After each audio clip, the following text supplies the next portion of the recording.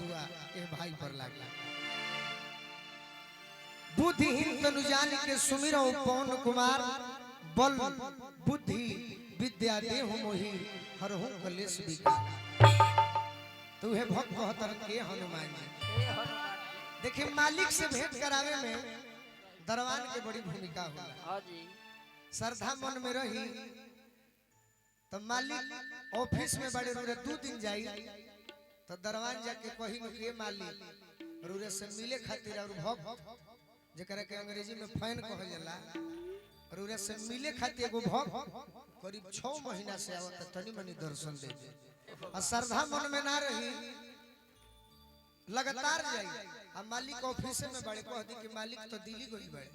मंगर के मालिक ऑफिस में बड़े दरबार कह दी कि उधर से ही अमेरिका चले गए जरूरी मीटिंग में जान जी तार मन में श्रद्धा नहीं है वह हमने के हनुमान जी से कहे के बका कि खास दास हव करुणा निधान के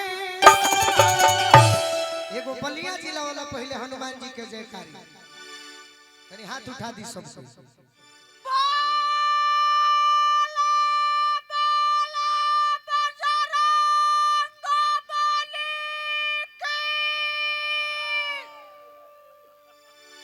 खास दास हव करुणा निधान के कहिया दर्शन करैब भगवान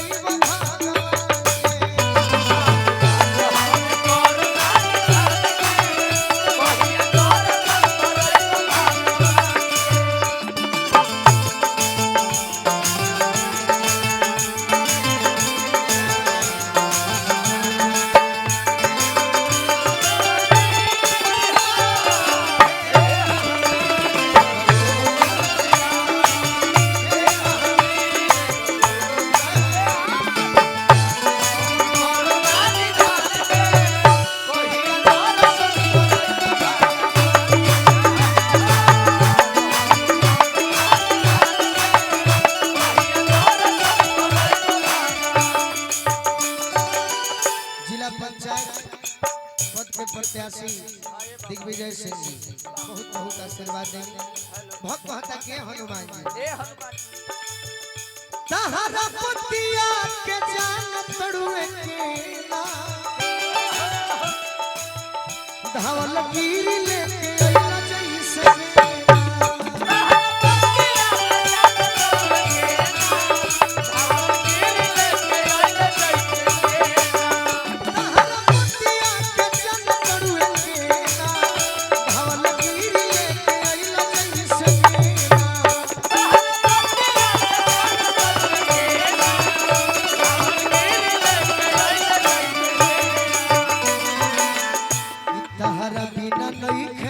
प्रभु के आशीर्वाद मिलल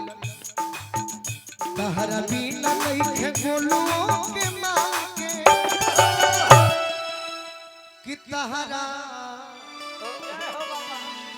बिना नइखे बोलो के मान के ए बाबा तो कहिया तारा संस्वर भगवान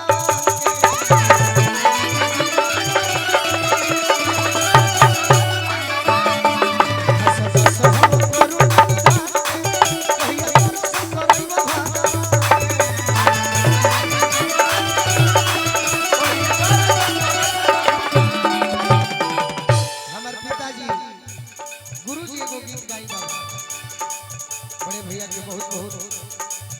आशीर्वाद मिलल भैया के बार बार प्रणाम करो कि रौरना परले से महावीर वीरन में रौरा वीर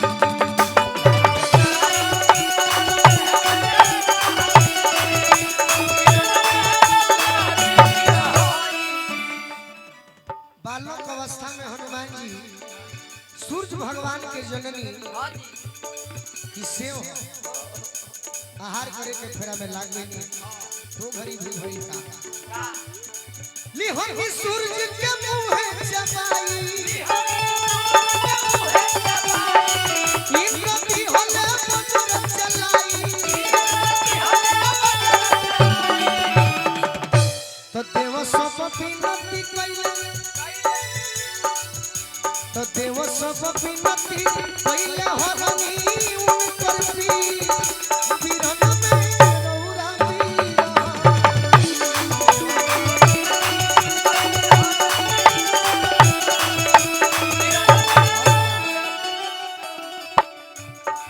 राउर महिमा जाने के ना निहोगी हाथ में जई सकेना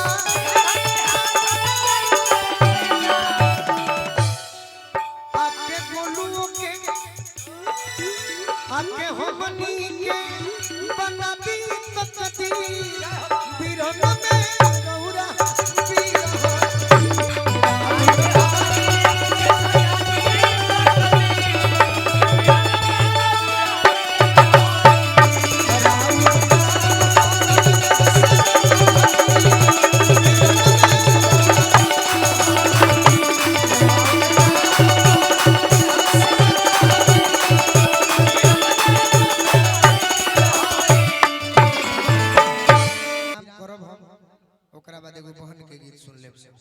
चली मेजर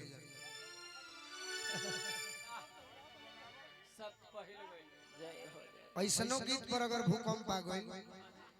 तो जानी जे माई बहन के गीत सुने में कमी नहीं है कर मतलब नौजवान के देह जरूरत है सब गीत से ही सब भूकंप आए माई बहन कितना खुश बाड़ी जी जी पुरस्कार देता नहीं सभे आशीर्वाद देता नहीं सभे चेहरा पे हंसी बा के नौजवान के देह जरूरत ऐसे की लोग तो सुन ले बा साइड सॉन्ग हाउ गीत है गीत यही से भूकंप हल्का ही करे कोई बात नहीं